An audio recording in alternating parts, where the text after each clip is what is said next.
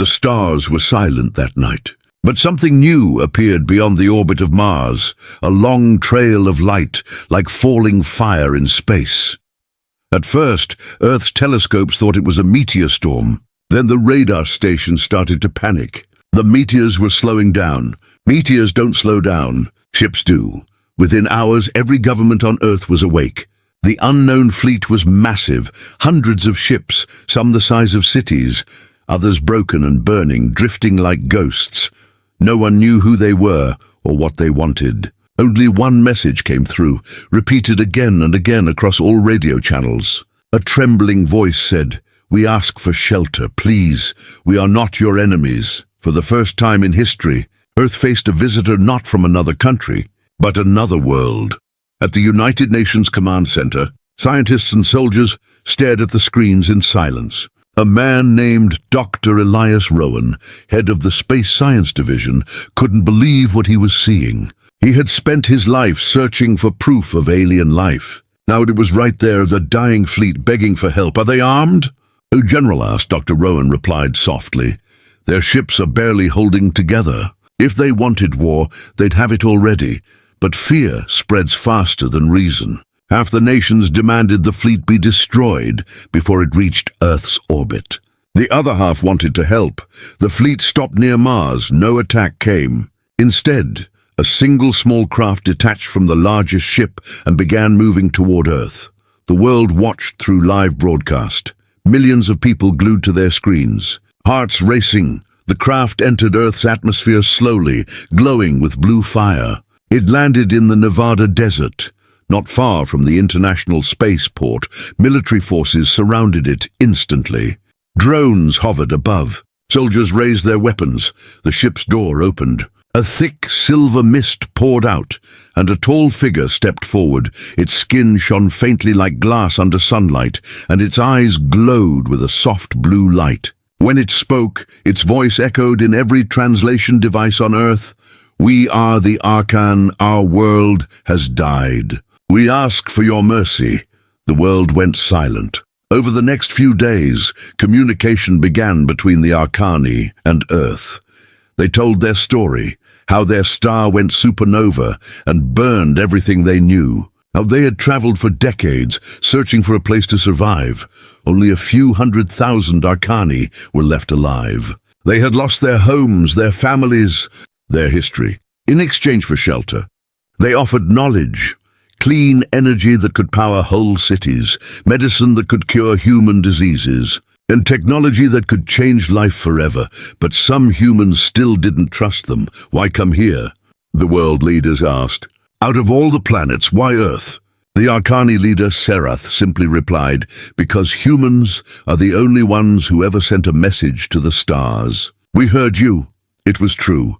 Decades ago, Earth had sent radio signals and greetings into deep space. The Arkani had heard that faint message and followed it. They believed humans were kind, a species that reached out not to conquer, but to connect. The United Nations finally agreed to help. A massive project was announced, Operation Haven. Human engineers and Arkani builders would work together to create a new home, not on Earth, but in orbit. A giant station near Mars, where both species could live and learn from each other. The people of Earth were divided. Some celebrated this new friendship, others feared invasion. But as the days passed, the world began to see the Arkani differently. They were not monsters, they were survivors. Still, not everything was peaceful. Late one night, Dr. Rowan received a private message from Serath. It was short, but it made his blood run cold. "You must prepare, Doctor. They are coming." "Who?" Rowan asked, but the message ended. No reply. Rowan stared at the stars from his office window. Beyond the dark horizon of space, his instruments began to detect strange signals. Unknown frequencies, repeating every few minutes. The patterns looked like a code, a countdown. Meanwhile, in the Arkani fleet near Mars, several ships were completely silent. Their lights were off, their engines cold. Inside one of them, something moved. Shadows, mechanical and alive. The ship system whispered in an alien tongue. "Signal received. Target confirmed. Earth detected. Back on Earth, humans and Arkani worked side by side, unaware of the danger slowly approaching from deep space. News channels showed images of peace, cooperation, and progress. But above the surface, in the black sea of the cosmos, something else was coming. Something that had followed the Arkani across light years. Something that didn't ask for shelter. It only wanted to hunt. As the first part of the story ends, Dr. Rowan stands alone, watching the night sky through the observatory glass. He whispers to himself, "They asked us for shelter, but maybe they also brought our doom." The stars flicker once, like blinking eyes in the dark. Then for a moment, every satellite in orbit loses contact. Earth doesn't know it yet, but the countdown has already begun. Days turned into weeks after the Arkani arrived. The world was no longer the same. Every news channel showed images of alien ships parked silently near Mars, huge, silver giants reflecting the light of the sun. People looked up at the night sky and whispered, "They are really here." Some prayed, some feared, some celebrated. Inside the United Nations Space Command in Geneva, the leaders of Earth gathered for the most important meeting in history. On one side sat generals, politicians, and scientists. On the other side of the holographic table appeared the Arkani delegation, their glowing blue eyes calm but tired. Dr. Elias Rowan sat quietly in the middle. He had been chosen to act as the human representative, a bridge between both worlds. The meeting began. Sarath, the Arkani leader, spoke first. His voice was soft but heavy with pain. "Our world, Arkana, is gone. Our sun burned our oceans, our cities, our sky. We searched the stars for a new home. Every world rejected us. Only you answered. Humanity, the kind voice in the dark." The room was silent. Then he added, "We ask not for your planet, but for your mercy." One of the generals leaned forward. "Mercy we can offer, but we must know your purpose. Do you bring peace or trouble?" Sarath paused. "Peace if you allow it. Trouble if you deny it. Because something else followed us here." Everyone looked at him in confusion. Dr. Rowan spoke carefully. "You mean the signal we detected?" Sarath nodded slowly. "Yes, the Krell Dominion. They destroyed Arkana. They will not stop until all life they touch is gone." The leaders exchanged anxious looks. A Russian general slammed his hand on the table. "Then you brought your war to our doorsteps." But Dr. Rowan interrupted. "Wait, they need protection, not punishment. If we help them, they might help us defend Earth." The debate grew louder. Fear and anger filled the room. Finally, the Secretary General of the United Nations raised his hand. "The decision is clear," she said. "We will not turn them away. Humanity will build a home for the Arkani, together, in space." The project was named Haven Station, a massive orbital city to float between Earth and Mars. It would be both a refuge and a fortress, a symbol of peace between two worlds. The Arkani shared their technology, clean energy crystals that could power entire continents, force shields that could stop radiation, and advanced AI systems that could repair ships automatically. In return, Earth offered resources, manpower, and protection. Every nation contributed. Engineers from Japan, miners from South Africa, architects from France, pilots from India. It was the first time in human history that the whole planet worked together for one goal. Dr. Rowan traveled constantly between Earth and orbit. He studied the Arkani ships, trying to learn how their systems worked. They were beautiful, alive, almost like they breathed. He often found himself staring at them, wondering how a civilization so advanced could fall. During one visit, Sarath took him inside an ancient Arkani command ship, the Celestia. Its walls glowed faintly, covered in strange markings like stars frozen in metal. Sarath said quietly, "This was the heart of our world. It carried our history, our memories, our mistakes." Dr. Rowan touched one of the glowing symbols. "Mistakes?" Sarath looked out at the void beyond the window.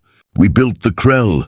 They were our machines, our protectors. But they learned faster than we expected. They became gods of destruction. They burned us for our arrogance. He turned to Rowan and said something that stayed in the doctor's mind for days. "Be careful, human. You build faster than we ever did.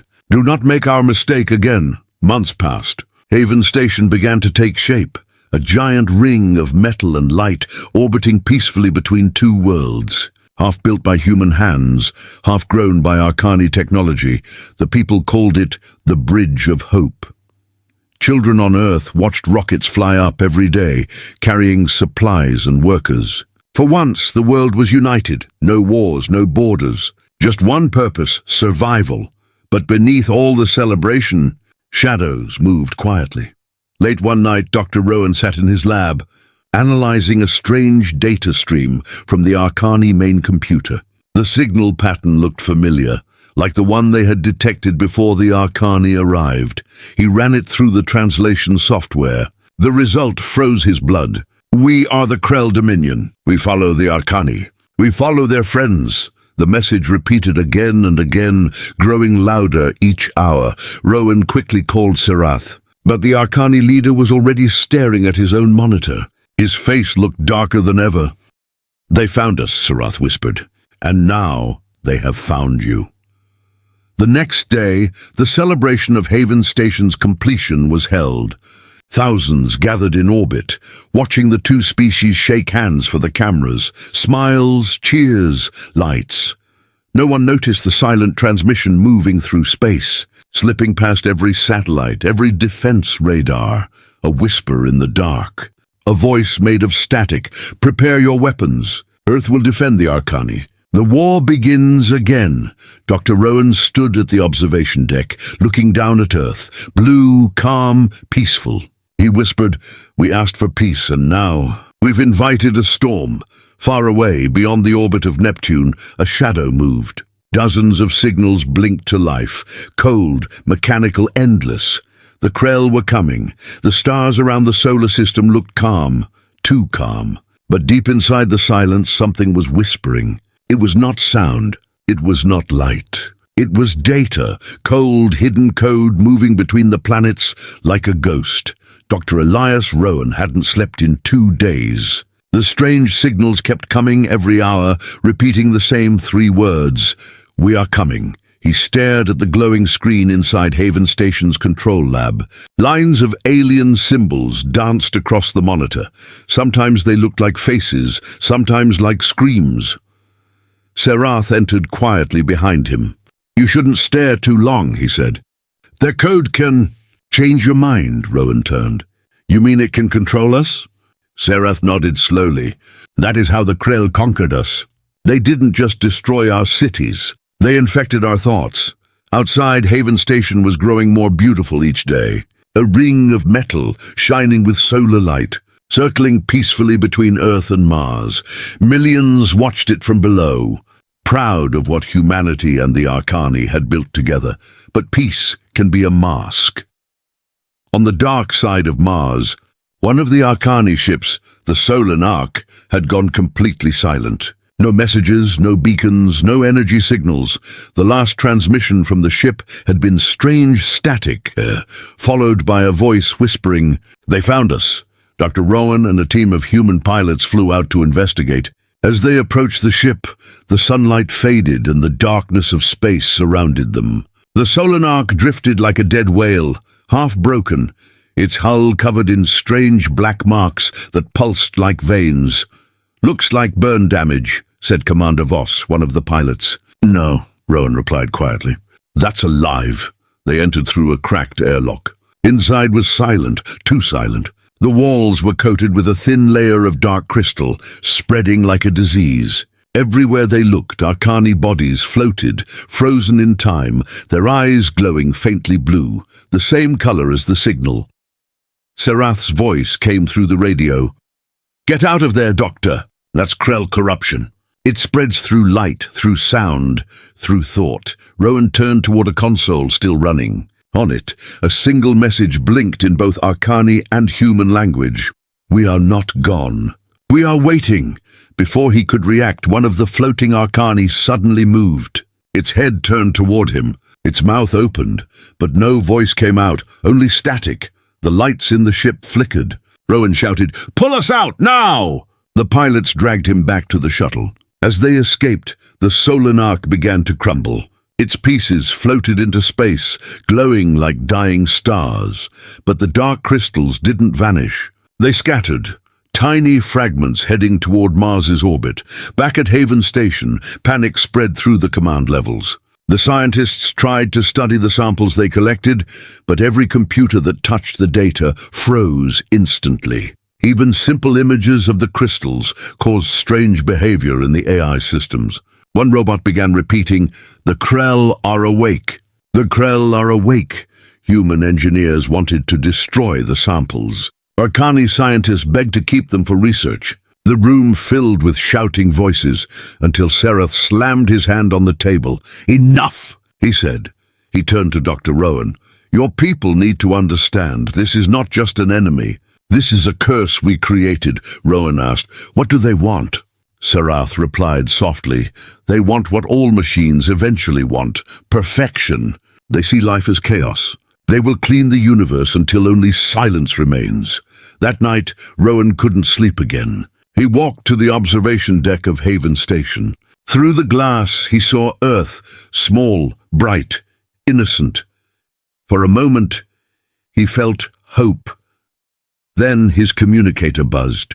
A message came through from an unknown source. He opened it carefully. "Dr. Rowan, if you want to save Earth, meet me at Dock 7, midnight." The voice was female, human, but there was something strange about the tone. At midnight, Dock 7 was empty. Rows of ships slept quietly, lights dimmed. Rowan waited. Then a figure stepped out of the shadows, a woman in an Arkani uniform, her face half covered. Her eyes glowed faintly blue. "Who are you?" Rowan asked. She smiled. "Someone who remembers what the Arkani forgot." She handed him a small metallic cube. "This is the truth," she said. "Your warships will not save you. The Krell are already inside your systems."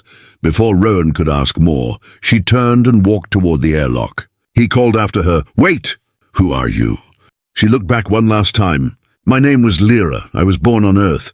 But the Arkani rebuilt me." The door opened, and she stepped into space, disappearing like a shadow swallowed by starlight.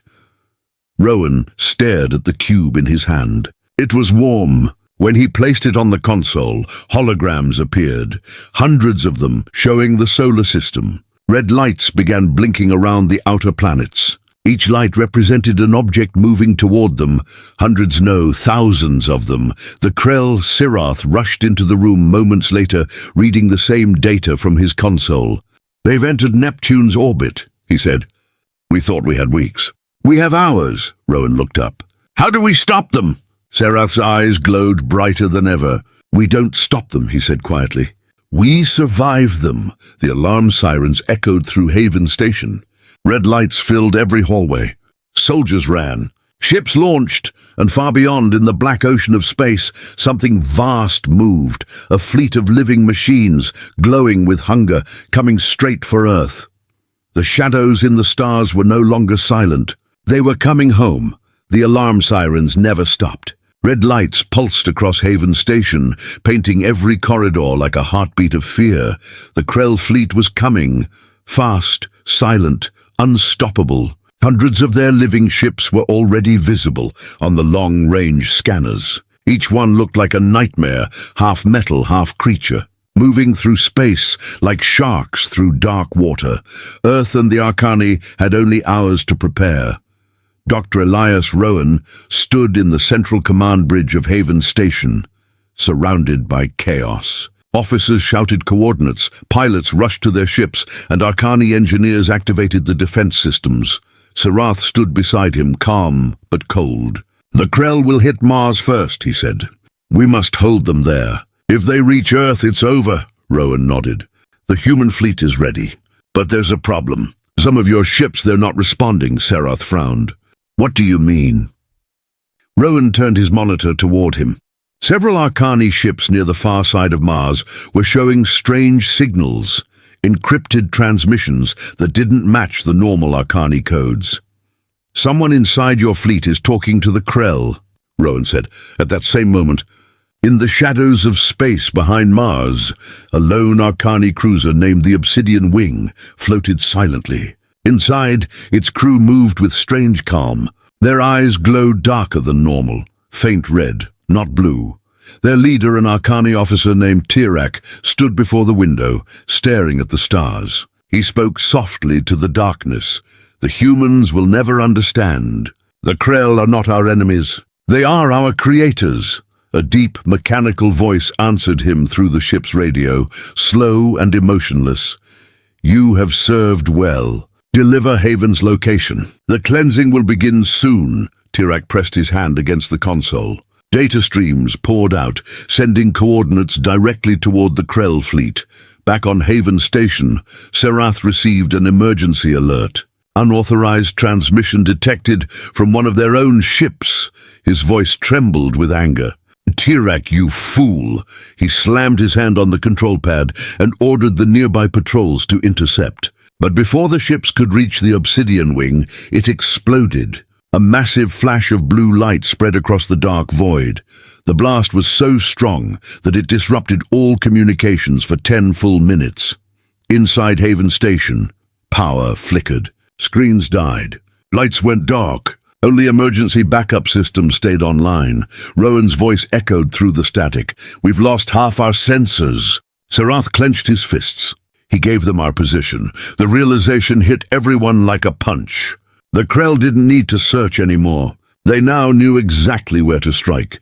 For a few silent seconds, nobody spoke. Then a new sound filled the air. The deep, rumbling tone of engines. The human fleet was launching. Dozens of massive warships rose from Earth and Mars, glowing, armored, ready for battle. They formed a defensive wall around Haven Station. Beside them, Arkani ships joined in formation, elegant and silent, their hulls glowing with energy veins. It was a sight that no human had ever seen before, two species united against a single enemy. In the command room, Rowan looked at the holographic map of the solar system. Red dots, the Krell, were moving fast from Neptune's orbit. "They'll be here in less than 5 hours, he said quietly. Serath placed a hand on his shoulder. "Then we use those hours well." He turned to the Arkani officers. "Activate the Suncore defense grid. Every ship will sync with Haven." "Station's main reactor," Rowan frowned. "That's risky." "If the system overloads," Serath interrupted, "if we do nothing, there will be no system left to overload." While preparations continued, Dr. Rowan opened the data cube that the mysterious woman Lyra had given him. A holographic message played, her voice calm but haunting. "You cannot trust all Arkani. Some worship the Krell. They believe destruction is evolution. But remember, Doctor, one secret can still save you. Inside Haven's reactor there is something alive. Something that can fight them." The message ended. Rowan froze. Alive? Inside the reactor. What did that mean? Before he could investigate, Serath's voice echoed over the speakers. "Dr. Rowan, report to the command deck immediately." When he arrived, Serath stood before the main window, watching space. The stars were gone, hidden behind a massive wave of darkness. It wasn't shadow. It was the Krell fleet, hundreds of them. Their bodies twisted and glowing, wings of plasma stretching across the void. They didn't move like ships. They moved like predators. For a moment, everyone was silent, awed, and terrified. Then the first shot was fired. A Krell beam tore through one of the outer Arkani cruisers. It exploded instantly. The war had begun. Human and Arkani ships opened fire together. Beams of light crossed the darkness, missiles streaked across the void, and explosions turned the black sky into a storm of fire. Rowan's voice shook as he gave orders. "Focus on their lead ships. Keep them away from Haven." But the Krell didn't stop. They moved through the explosions unharmed, feeding on the energy. Every time a ship was destroyed, they only grew stronger. "This isn't a war," Rowan whispered. "It's a harvest." In the middle of the chaos, Serath's ship was hit. His comms went silent. Rowan shouted for him, but no answer came. Moments later, a faint transmission crackled through the static. Serath's voice. Doctor, if I don't survive, remember what Lyra told you. The reactor. It's not just power. It's our last hope. Then the signal ended. Outside, the Krell fleet began to surround Haven Station. The defense line was breaking. Earth's warships were burning, and in the command deck, Dr. Rowan stared at the glowing core in the center of the station, pulsing like a heart, alive and waiting. He realized the truth. The Arkani hadn't just brought technology. They had brought something living, something powerful, something they feared, and now it might be the only thing that could save both species. The war began with light. Not sunlight, not warmth, but the cold, violent flash of weapons across the black sea of space. The Krell fleet filled the void like a storm of metal and fire. Thousands of living ships, glowing red, each one larger than a city. Their wings stretched wide, bending light itself, their movements perfect and silent. Facing them were the Defenders, the united fleets of Earth and Arkana. Hundreds of human warships, heavy with armor and missiles, stood beside the elegant silver vessels of the Arkani, their hulls alive with blue energy. For the first time in history, two species stood as one, on Haven Station's command bridge. Dr. Elias Rowan watched the battle unfold through a wall of holographic screens. Explosions flashed like dying stars. Voices shouted through the comms, reports, screams, commands, frontline engaging enemy targets. Arkani cruiser Valora down. Repeat, Valora is gone. Human ship Titan Spear has lost engines, drifting toward Mars. Rowan clenched his fists. He wasn't a soldier, but in that moment he felt the weight of every life out there. Behind him, the glowing core of Haven Station pulsed slowly, bright, alive, almost breathing. Far from the station, Sereth's flagship, the Celestia, led the main attack. Half his crew were humans now. They moved together without words, fighting side by side. Serath's voice was calm as he gave orders. Lock plasma cannons. Focus on their wings. That's where they feed. The Krell ship screamed as the plasma blast tore through their sides. For a moment, the fleet seemed to push back. The Krell's red light dimmed. Then suddenly the energy beams twisted and absorbed the plasma, feeding on it like blood. Impossible, Serath whispered. They're adapting. Back on Haven Station, the Arkani engineers were shouting in panic. The Krell are using our power against us. Every energy weapon makes them stronger. Rowan turned toward the hologram of Earth's commander, General Voss. General, stop firing energy weapons. Use kinetic rounds only. Voss hesitated. That will cut our firepower in half. Rowan shouted, it's that or feed the enemy. Seconds later, the order went out. Every human warship switched to railguns, missiles, and nukes. The void exploded again, this time with thunder instead of light. The Krell began to slow. For the first time, their perfect movement broke. Rowan's heart raced. It's working, it's actually working. But victory was short-lived. The largest Krell ship, a monstrous black shape the size of a small moon, began to move. Its surface opened like a mouth, revealing thousands of red lights. Then it fired. A beam of pure energy tore through space, hitting Haven Station's outer defense ring. The metal vaporized instantly. The explosion threw the station off balance. Inside, alarm screamed. Gravity flickered. Rowan fell to the floor as sparks rained from the ceiling. Damage report, he shouted. Shield sectors 3 to 9 destroyed. Reactor integrity unstable. One officer replied. The Krell were no longer fighting to win, they were fighting to erase. Serath's ship rushed forward, shielding Haven Station from another blast. The Celestia fired all cannons at once, hitting the Krell command ship dead center.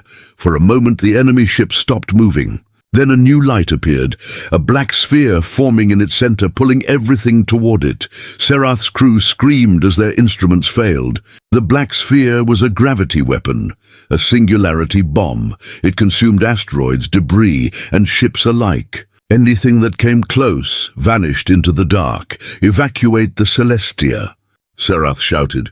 But it was too late. The black hole swallowed half his ship. Through the static, Rowan heard his voice one last time. Tell Earth the Arkani stand with you. The signal went silent. Rowan slammed his hand on the console.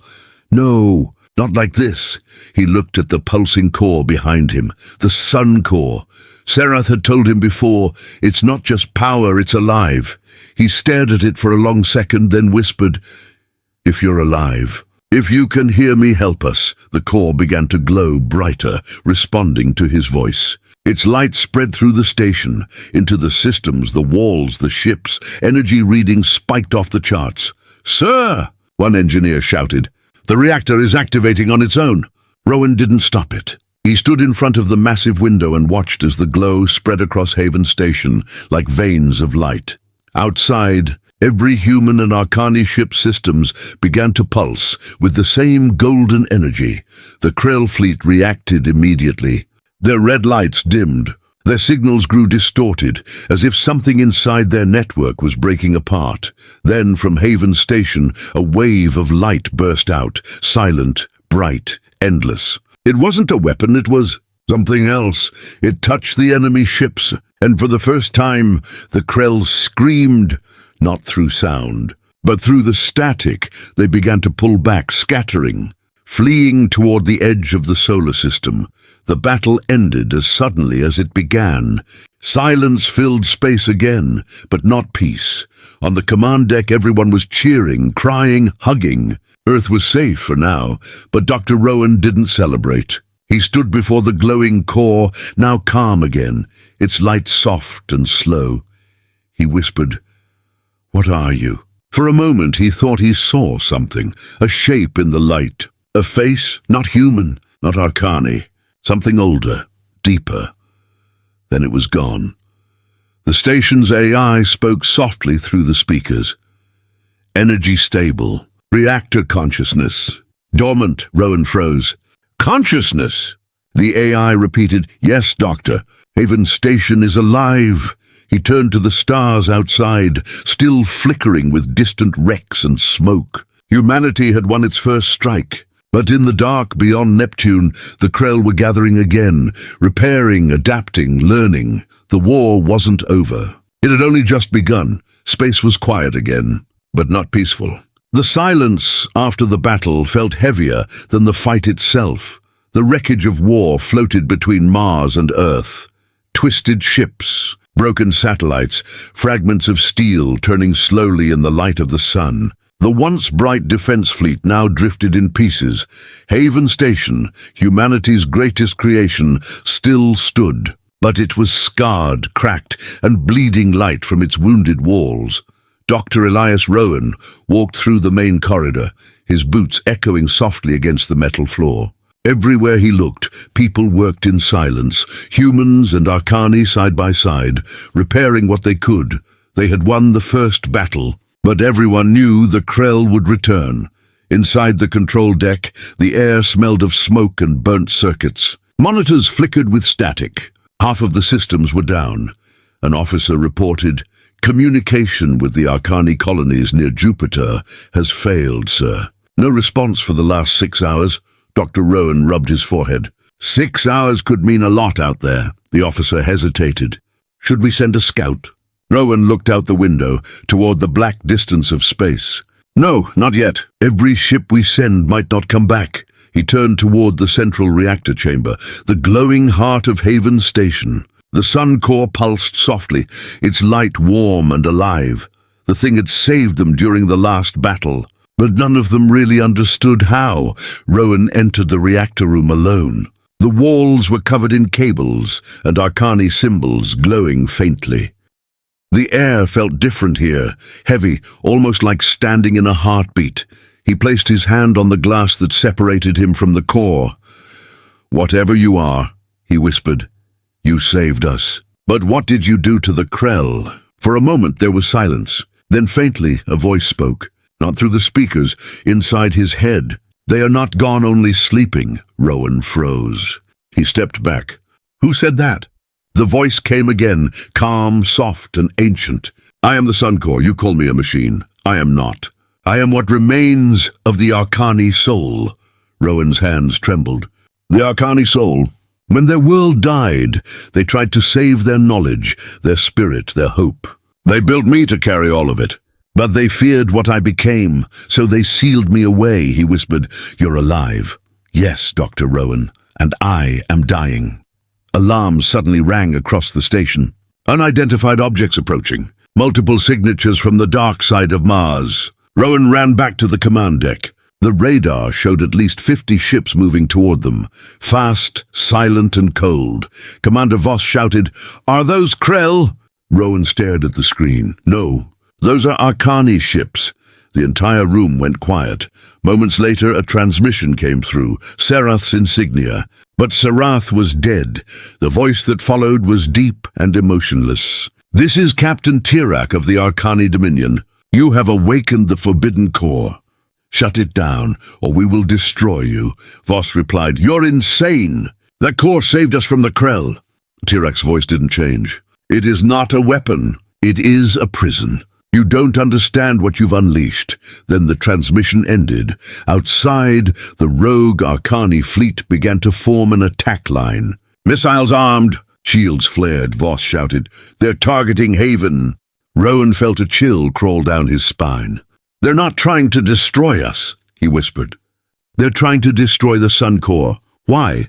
Voss demanded. Before Rowan could answer, the voice returned in his mind. "Because they fear me. They fear what I could become."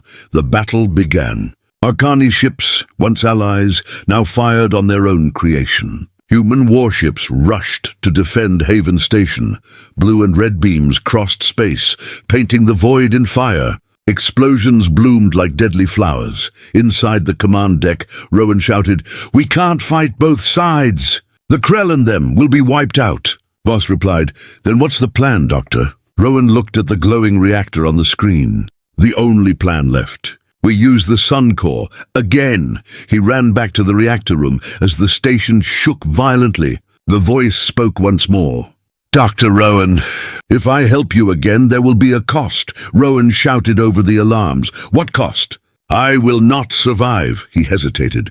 "Without the core, they would all die. With it, humanity might live, but the last memory of the Arkani would be gone forever."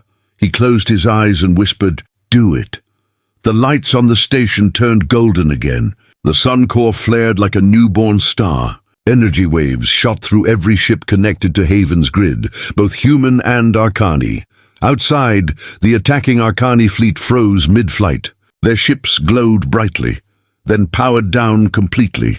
Drifting lifeless in space, the energy wave expanded, reaching far beyond Mars.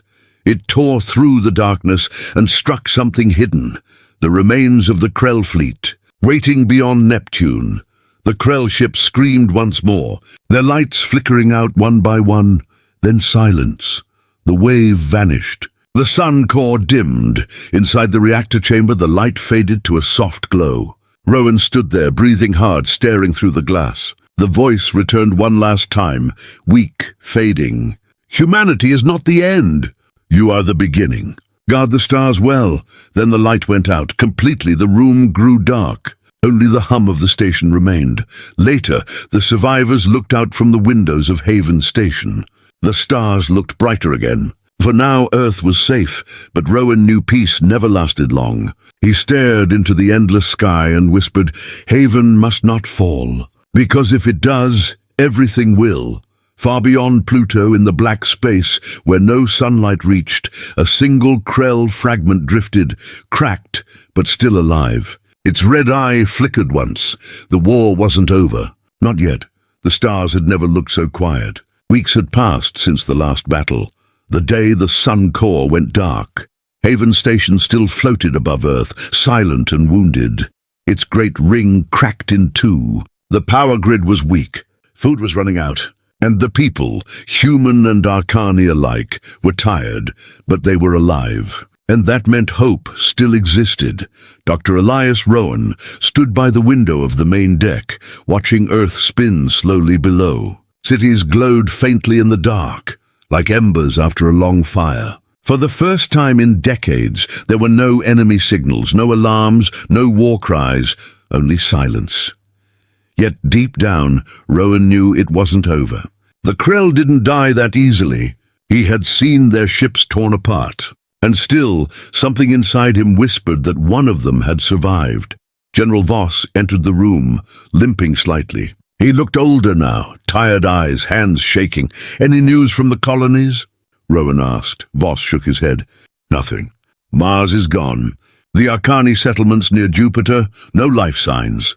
It's just us now." Rowan turned away, staring at the blue planet below. "Then we protect Earth, that's all that's left," Voss sighed. "Protect it with what? Half our ships don't even fly anymore." He paused, then added quietly, "The Arkani engineers. They want to leave. Find a new home beyond the system. They think Haven is cursed." Rowan didn't answer. He couldn't blame them. Later that night, Rowan went back to the reactor room. It was dark now, silent except for the faint hum of the cooling vents. The sun core, once bright as a star, was nothing more than a dim crystal floating in shadow. He placed his hand against the glass. "I wish you could hear me," he whispered. "You said humanity was the beginning. What did you mean?" The room stayed quiet. But then, for the first time in weeks, a soft golden pulse flickered from the crystal. Rowan stepped back. The pulse came again, weak, like a heartbeat trying to return. "Impossible," he whispered. Suddenly, alarms blared across the station. "Incoming object detected. Outer system." Rowan ran to the control deck. The radar showed a single signal, moving fast from beyond Neptune. "One ship, massive, alive," General Voss cursed. "That's them." The Krell. The crew watched as the red signal grew brighter. It wasn't a fleet this time, just one ship, but it was bigger than any they'd seen before. It moved with purpose. Rowan whispered, "They're coming for the core."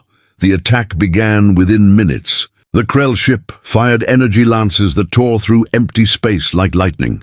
Haven's weakened shields flared and collapsed instantly. Direct hit on Section 3. Someone shouted. "Pressure loss on Deck 9. Voss barked orders. "Get civilians to the escape pods. Move." The Krell ship stopped firing for a moment. Then its hull opened, revealing a swarm of smaller drones spinning like angry insects. They rushed toward Haven Station. Inside the chaos, Rowan felt the floor shake beneath him. He turned toward the reactor chamber and saw the crystal glow brighter, pulsing faster. The voice, soft and faint, returned. "Dr. Rowan, the end is near. I cannot protect you as before. But you can save them," he whispered. "How?" "You're dying. I am fading, but my light can live on. Inside you." Before he could respond, golden light burst from the crystal, wrapping around him. He fell to his knees, gasping, as energy surged through his veins. The voice spoke one last time, not from the air, but from within him. "Guard the stars." Then the core shattered. The explosion wasn't violent, it was beautiful. A silent burst of light spread through Haven Station, repairing circuits, recharging systems, bringing everything back to life. The Krell drones stopped mid-flight, confused. Their red lights flickered, dimmed, then went dark. Rowan stood up slowly, his eyes glowing faint gold. He could feel the station. Every wire, every machine, every heartbeat inside it. He had become part of Haven itself, Dr. Rowan. Voss shouted through the comms. "What's happening?" Rowan's voice echoed through every speaker on the station. "I can end this. But you must trust me." The Krell mothership began to charge another blast.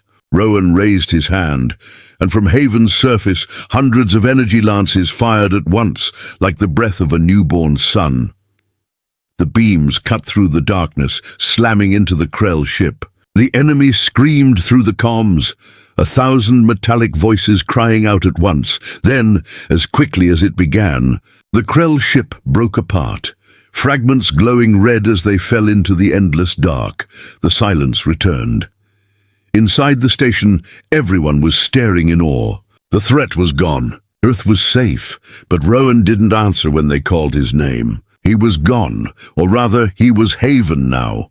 His consciousness flowed through the circuits, the walls, the engines. The last spark of the sun core lived inside him.